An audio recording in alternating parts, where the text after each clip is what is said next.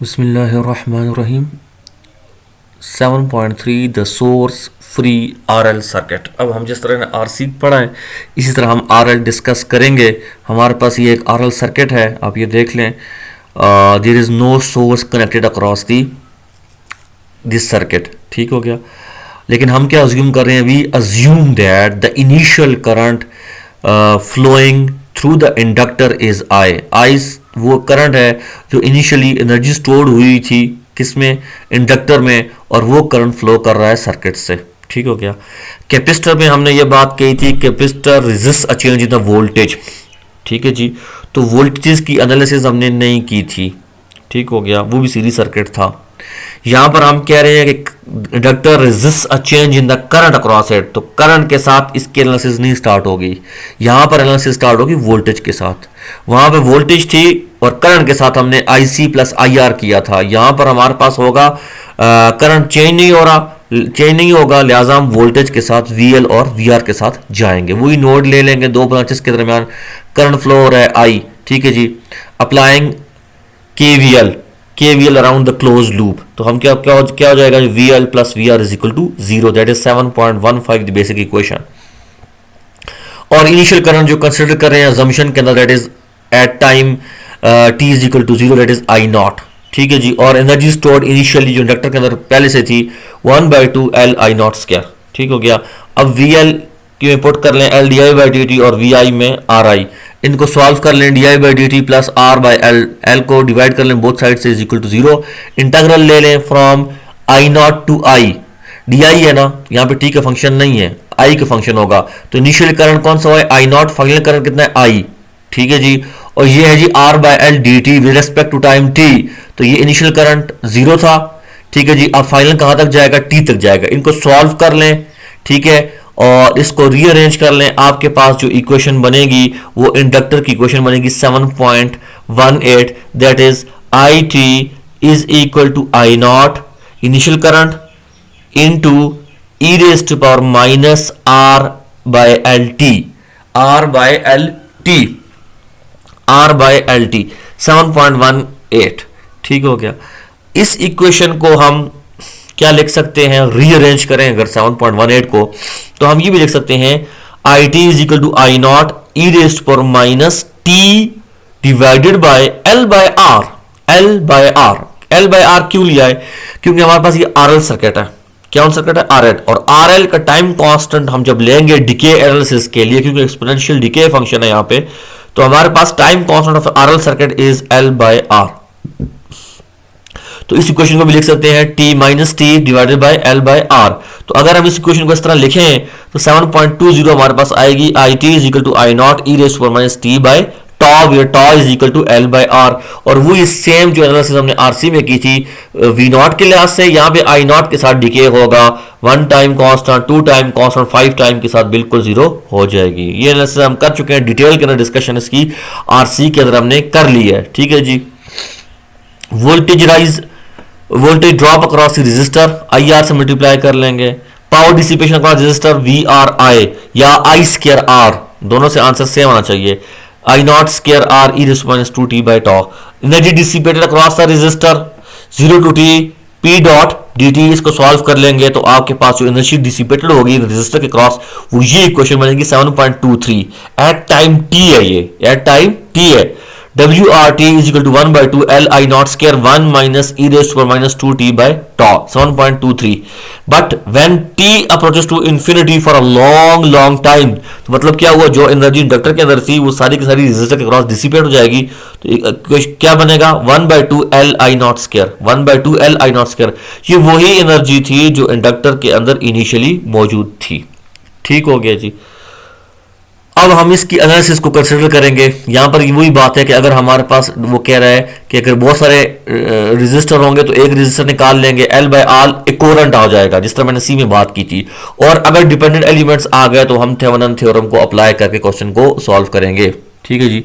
Example 7.3 में हमारे पास dependent element दे दिया है उसने, 4 ओम रेजिस्टर भी है, 2 ओम और 0.5 हेनरी का इंडक्टर है। अब क्या करेंगे? अब हमारे पास डिपेंडेंट एलिमेंट आ गया है तो डिपेंडेंट एलिमेंट को ऐसे सॉल्व ही नहीं होता। डिपेंडेंट एलिमेंट क्वेश्चन होगा थेवेनिन थ्योरम के साथ सॉल्व होगा, और थेवेनिन थ्योरम के स्टेप्स क्या हैं जो पढ़ाए थे डिपेंडेंट एलिमेंट के साथ। डिपेंडेंट एलिमेंट के साथ थेवेनिन थ्योरम के ये स्टेप था कि जब भी हम RTH निकालेंगे या R इक्विवेलेंट निकालेंगे तो उसके लिए पहली बात यह है कि हम खुद से जो है आउटपुट टर्मिनल्स जो हैं हमारे पास जो वहां पे लोड का बिहेव कर रहे थे उसको हम क्या कर लेंगे, ओपन कर लेंगे और 1 वोल्ट की सोर्स खुद से इंजेक्ट करेंगे और वहां से करंट I0 फ्लो करवाएंगे ताकि हमारे पास RTH आ सके। ये देख लें, हमारे पास हमने ओपन कर लिया इंडक्टर के एलिमेंट, वहां पे लोड रेजिस्टर बिहेव कर रहा था, यहां पे एनालिसिस सारी की सारी इंडक्टर पे हो रही है, तो हम इंडक्टर को खुद से ओपन करेंगे, AB के क्रॉस 1 वोल्ट की सोर्स इंजेक्ट की और वहां से करंट फ्लो हो रहा है I0। इसने काउंटर क्लॉकवाइज डायरेक्शन ली हुई है लूप एनालिसिस के लिए, इससे कोई फर्क नहीं पड़ता, आप क्लॉकवाइज लेके भी चलाएं तो आंसर सेम आएगा।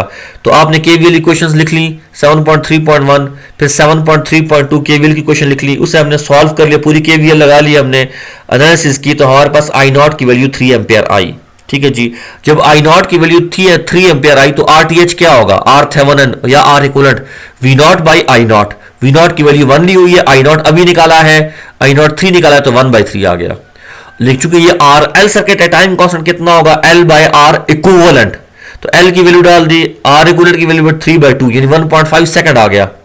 अब टोटल करंट कितना निकलेगा, IT is equal to I0 e raise to power minus t by tau. I0 की वैल्यू कितनी निकाली है आपने, I0 कहां पर है जी, दी हुई है कि नहीं, कहते हैं हाँ, I0 at time t is equal to the initial current flowing in the inductor with some initial energy that is equal to 10 ampere. तो 10 पे पुट कर लेंगे, 10 e raised to power minus t by tau आता है, तो t by tau तो 3/2 है तो 2 पर 2/3 हो जाएगा, तो माइनस 0.667 t एम्पियर आ जाएगा। ये सिंपल मेथड है, इसी को फॉलो करते हैं। दूसरा मेथड थोड़ा सा कॉम्प्लिकेटेड है, तो इसी को स्टडी करके हम इसकी एनालिसिस करते हैं। जब भी हमारे पास वो आएगा, डिपेंडेंट सोर्सेज आएंगी, तो हम इसको इस तरह एनालाइज करेंगे। प्रैक्टिस प्रॉब्लम 7.3 को इसी तरह करना है आपने, और सेम आंसर इसके आने चाहिए जिस तरह इसने लिखे हैं। ठीक हो गया। और अब हमारे पास है जी question 7.4।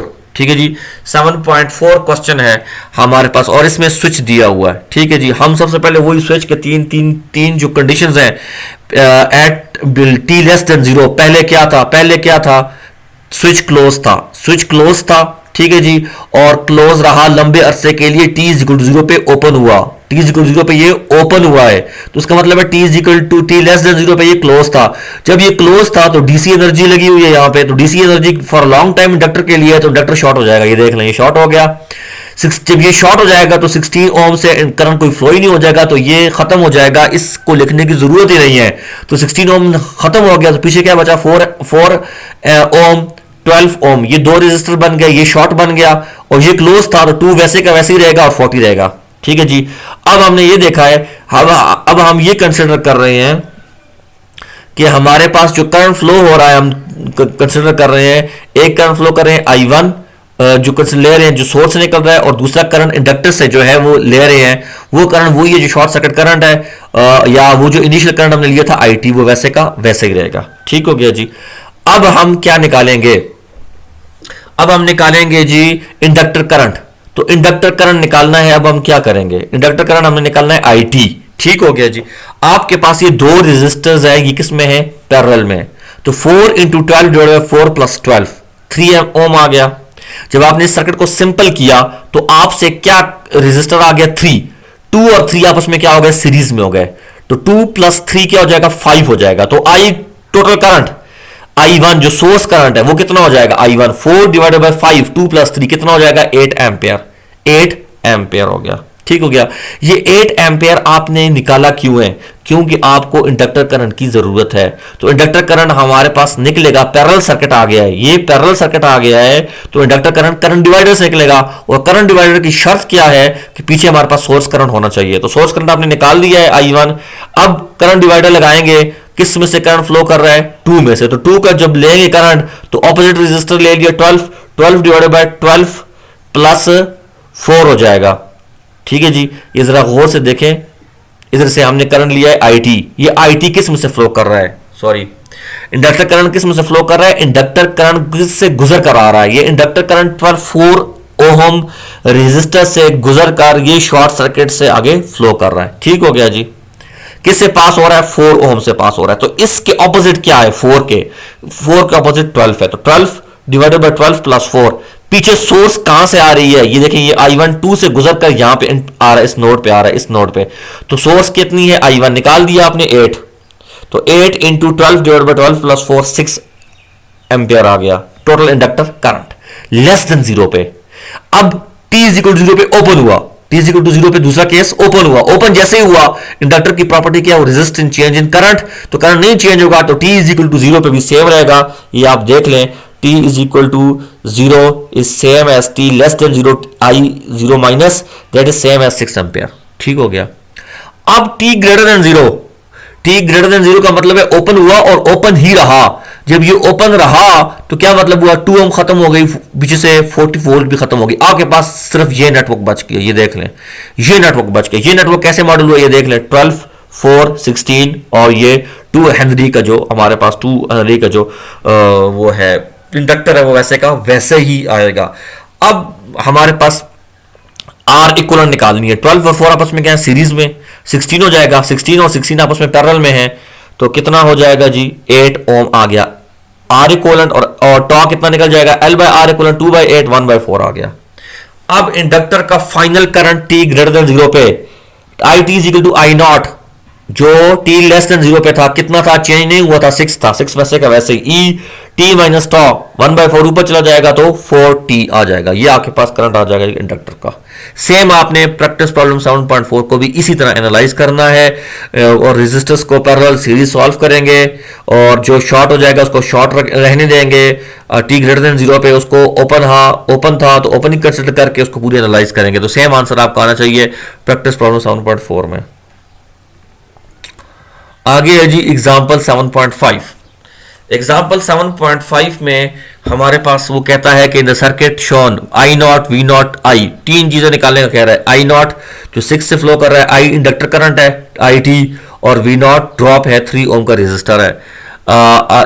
Switch was open for a long time. तो पहले क्या था, ओपन था, पहला केस है ही open, t less than 0, t less than 0 पे स्विच ओपन था और टी 0 पे क्लोज हुआ। तो पहले ओपन था, ओपन ही रहा, ओपन ही कंसिडर करेंगे। जब ओपन रहा तो उसका मतलब है ये सारा का सारा अनकंसिडरेबल है। तो पीछे क्या बच गया, 10 वोल्ट सोर्स 2 3 का ड्रॉप, और आगे जो है हमारे पास 6 ओम का रेजिस्टर, और ये चूंकि ओपन रहा तो voltage source connected he for long time, तो ये शॉर्ट हो गया। जब ये शॉर्ट हो गया तो ये देख लें आप, शॉर्ट हो गया तो इसमें से करंट गुजरेगा ही नहीं, सारा का सारा इसमें से करंट गुजरेगा। 6 ओम को लेने की जरूरत नहीं है। तो आपके पास सिंपल सीरीज सर्किट बन गया। I is equal to V by R, 10 divided by 2 plus 3 क्या हो जाएगा, 2 एम्पियर। अब वोल्टेज ड्रॉप I गुजर रहा है 3I हो जाएगा, 6 हो जाएगा। ठीक है जी, टी लेस देन 0। अब ये जो करंट गुजर रहा है I, ये इंडक्टर करंट निकाला है अपने शॉर्ट सीरीज सर्किट में से, ये करंट सेम होगा, रेजिस्ट करेगा change in the current. T is equal to 0 पे यही रहा। अब कहता है टी ग्रेटर देन 0 पे क्या बिहेवियर रहा, टी इज इक्वल टू 0 पे क्लोज हुआ है तो फिर भी वही बिहेवियर होगा जो पिछला था, क्योंकि एब्रप्टली चेंज नहीं होने देता। टी ग्रेटर देन 0 पे क्या होगा, टी ग्रेटर देन 0 पे क्लोज हुआ और क्लोज ही रहा। जब ये क्लोज ही रहा तो ये देख लें कि ये जो वोल्टेज सोर्स है इसने सारी की सारी वोल्टेज सोर्स को क्या कर दिया, शॉर्ट सर्किट कर दिया। ये शॉर्ट सर्किट हो गई। जब ये शॉर्ट सर्किट हो गई तो वोल्टेज यहां पर क्या हो गई, 0। तो हमारे पास ये देख लें, हमारे पास ये शॉर्ट सर्किट वैसे के वैसे ही रहा। पीछे हमारे पास 3 ओम का रेजिस्टर 6 पैरेलल में आ गया, और ये वैसे का वैसे। अब इसकी आरएल की एनालिसिस करनी है। तो आरएल की एनालिसिस करने के लिए हमारे पास क्या होगा, आर इक्विवेलेंट निकालेंगे। आर इक्विवेलेंट या आर थेवेनिन, तो R T H is equal to 3 और 6 पैरेलल में है 2 आ जाएगा। Tau is equal to L by R equivalent, L by R equivalent कितना हो जाएगा, एल 2 है, 2 बाय 2 इज इक्वल टू 1 हो जाएगा। और inductor current I t total that is equal to I naught. Initial current कितना निकला है, 2 into e raise to power minus t by tau 1 है तो माइनस ई टी आ जाएगा। ठीक है जी, भी एक्सपोनेंशियल डिके है। अब इंडक्टर करंट अब वी नॉट की बारी आई। अब ये वी नॉट की बारी आई तो वी नॉट किसके पैरेलल में है, 6 के पैरेलल में। ये 6 के पैरेलल में, वी एल के पैरेलल में। तो हमारे पास ये हो जाएगा वी एल और वी नॉट। लेकिन वी एल क्या हो जाएगा, वी एल हमारे पास क्या हो जाएगा, वोल्टेज अक्रॉस दी इंडक्टर है, और V naught is the voltage across the resistor है। दोनों के नेचर की प्रॉपर्टीज में फर्क है। ठीक है, इस वजह से हम लोग पुट करेंगे V naught is equal to minus V L, that is equal to minus L D I by D T. ठीक है जी, इसको पुट किया, एल की वैल्यू 2 है, -2 फिर ब्रैकेट में D I by D T, इसको करेंगे इसको 2 ई रेस्ट पर माइनस टी को जब D I by D T करेंगे तो माइनस बाहर निकल जाएगा, फिर माइनस आ जाएगा तो 4 ई रेस्ट पर माइनस टी आ जाएगा वी नॉट। और हमारे पास आई नॉट क्या आया है, I naught t, I naught T is the voltage यहां पर जो प्रेजेंट है। ठीक है जी, ये देख लें जरा सा, वोल्टेज जो प्रेजेंट है वो कौन सी प्रेजेंट है, इंडक्टर की वोल्टेज प्रेजेंट है, और इंडक्टर के साथ क्या लगा हुआ है, पॉजिटिव साइन। यहां पर क्या है, ड्रॉप, वो क्या है, माइनस, नोड के साथ ये माइनस आ रहा है, यहां पर इंडक्टर के साथ नोड से प्लस आ रहा है, तो इंडक्टर को ही लेंगे, इंडक्टर को ही लेंगे, उसकी प्रॉपर्टी की वजह से, तो वी एल लेंगे। ये माइनस है तो उस वजह से हमने क्या लिखा है, V naught T is equal to minus V L. ठीक है जी, ये इस वजह से माइनस आया है नोड के डिफरेंस की वजह से, राइज और ड्रॉप की वजह से। ठीक हो गया, तो I naught T is equal to V L by 6, तो -2/3 वी एल की वैल्यू हमारे पास वी एल की वैल्यू क्या आई है हमारे पास, सॉरी हमारे पास वी एल की वैल्यू आई है माइनस के टर्म्स में, so V L is equal to -4 e raise minus t, तो ये माइनस तब आया है -2 raise 3 e raise minus t for T greater than 0। अब हमने क्या करना है कि t लेस देन 0 के लिए आंसर लिखना है, t इज इक्वल टू 0 और t ग्रेटर देन 0 के लिए तीन आंसर लिखने हैं। पहले हमने लिखा जी आई टी के पहले क्या था, t लेस देन 0 पे पहले स्विच, जब उसका था हमारे पास स्विच, पहले क्या था हमारे पास, हम ये देखें स्विच हमारे पास जो था वो ओपन था, ओपन ही रहा, तो हमने वैल्यू क्या निकाली है, आई नॉट 0 की 2 थी, वो 2 ही रहेगी, 2 रही लेस देन 0 पे। दूसरी में आया है t greater than equal to 0 पे 2 ई रेस्ट पर माइनस टी एम्पियर, ये आई टी का रिस्पॉन्स है।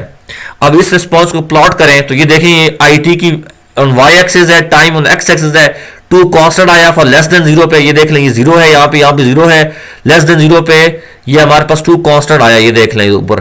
फिर उसके बाद 2 के साथ एक्सपोनेंशियल डिके फंक्शन आया, तो ये देखें डिके हुआ 0 पे चला जाएगा 5 टाइम पे, जो टाइम कांस्टेंट हुआ उस पर। दूसरे में हमारे पास क्या है, आई नॉट टी के देखते हैं, आई नॉट टी हमारे पास इनिशियली जब वो 6 ओम का रेजिस्टेंस खत्म हो गया तो आई नॉट 0 हो गया, 0 था तो लेस देन 0 पे हो गया। दूसरी वैल्यू ग्रेटर देन 0 पे -2/3 ई रेस्ट पर माइनस टी आ गया, तो पहले 0 था, ये देख लें ये 0 था, फिर -2/3 का नेगेटिव एक्सिस पे जाएगा -0.6, और साथ क्या है एक्सपोनेंशियल डिके ई रेस्ट पर माइनस टी, ये भी एक्सपोनेंशियल डिके है, ये भी वैल्यू जा रही है 0 की तरफ, तो ये भी एक्सपोनेंशियल डिके है, ये माइनस से होकर एक्सपोनेंशियल डिके 0 की तरफ जा रही है, बहुत अप्रोच कर रहे हैं 0 की तरफ। आगे आ गया वी नॉट टी पहले t लेस देन 0 पे हमने जो ड्रॉप निकाला है वो कितना है 6, और दूसरी बार जब t ग्रेटर देन 0 पे हमने ड्रॉप निकाला तो 4 ई रेस्ट पर माइनस टी। ठीक है जी, ये हमारा पूरी की पूरी एनालिसिस है इस सोर्स की, इस प्रॉब्लम की। इसी तरह आप प्रैक्टिस प्रॉब्लम 7.5 की भी एनालिसिस इसी तरह करेंगे और आपके पास सेम आंसर्स इसी तरह आने चाहिए, और इसकी प्लॉटिंग भी आप करेंगे, तब आपका क्वेश्चन कंप्लीट होगा। तो ये प्रैक्टिस करेंगे तो होगा, ये ज़बानी कलामी खाली सुनने से नहीं आएगा।